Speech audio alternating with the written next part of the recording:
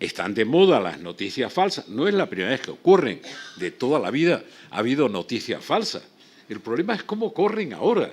Yo antes le hacía una broma a Juan Ramón porque él ya lo había sentido en México y algún amigo de México el día 17 me manda un mensaje diciendo: oye, acaban de decir aquí que has hecho unas declaraciones en la Casa de América 15 de mayo.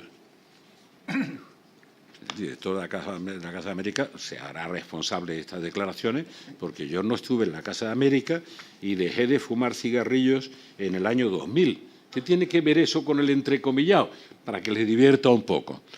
Pues el entrecomillado dice que, pues, pone en mi boca, pero además, para darle veracidad a la escena, dice: enciende un nuevo cigarrillo y declara, entre comillas. Al rato, vuelve a encender un cigarrillo y declara.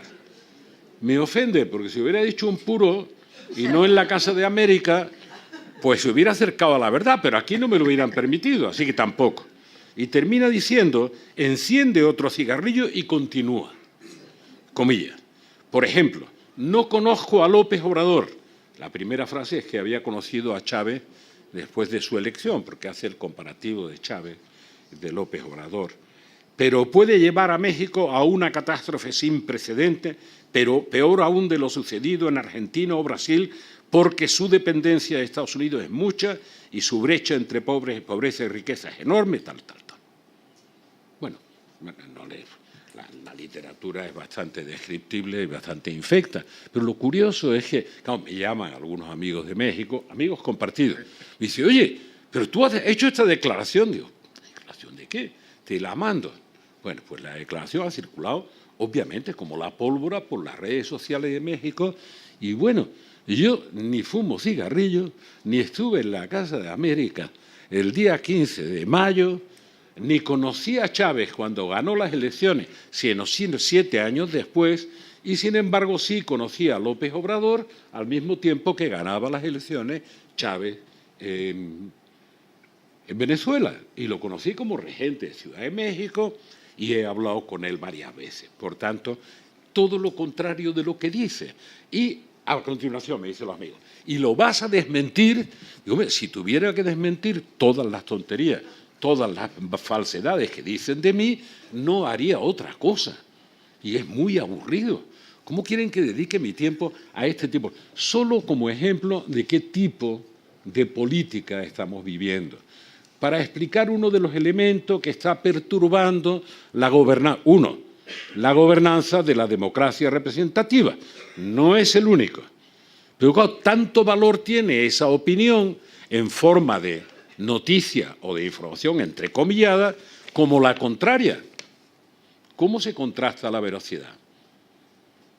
Y hay mucha gente en México que efectivamente se lo cree. La corrupción, la impunidad producen un enojo que está a flor de piel.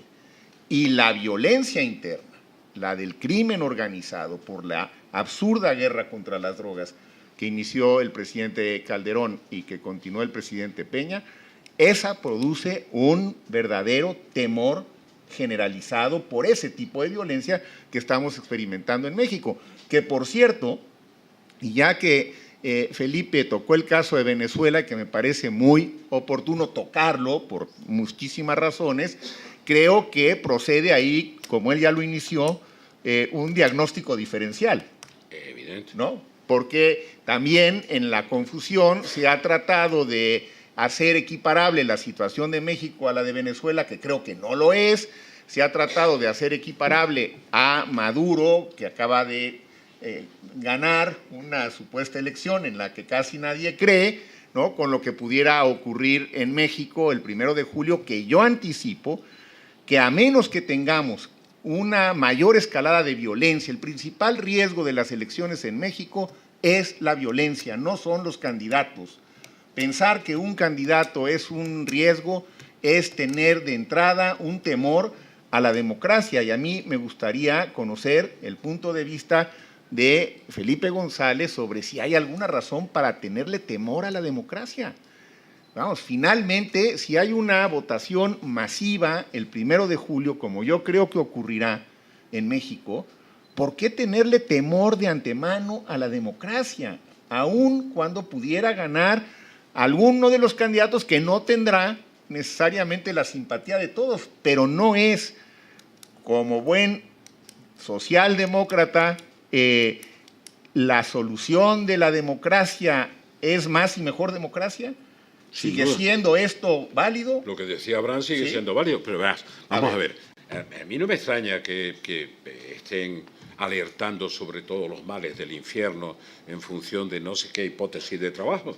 Hombre, si han considerado que la negociación de Juan Manuel Santos con la FARC y el acuerdo de paz es entregar al chavismo, castrismo a Colombia y entregarle el poder, ¿qué otra cosa pueden decir? Pero es que eso todavía permanece.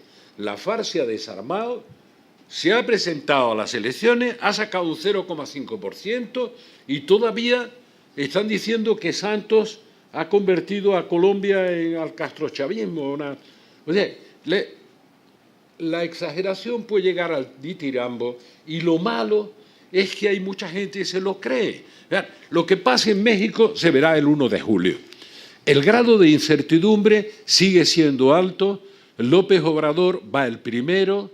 Si utilizara un lenguaje mexicano que me entenderá perfectamente Juan Manuel, si nadara de muertito, ya llega a la orilla con la ventaja que tiene. Ahora, ¿se aguantará nadando de muertito o se agitará? ¿Quién sabe?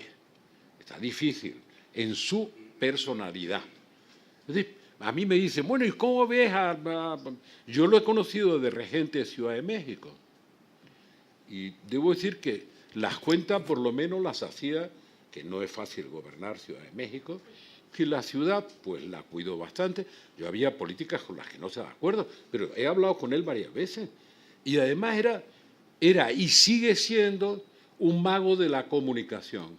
Ese señor a las 6:30 de la mañana hacía todos los días una rueda de prensa. No conozco a un solo líder político que aguante una a la semana sin quemarse. Él hacía todos los días una rueda de prensa a las 6:30 de la mañana. Las malas lenguas me decían que después se volvía a la cama. Pero a las 6:30 ponía en marcha la agenda del día, no para Ciudad de México, no, para DF, no. La agenda del día de la política nacional.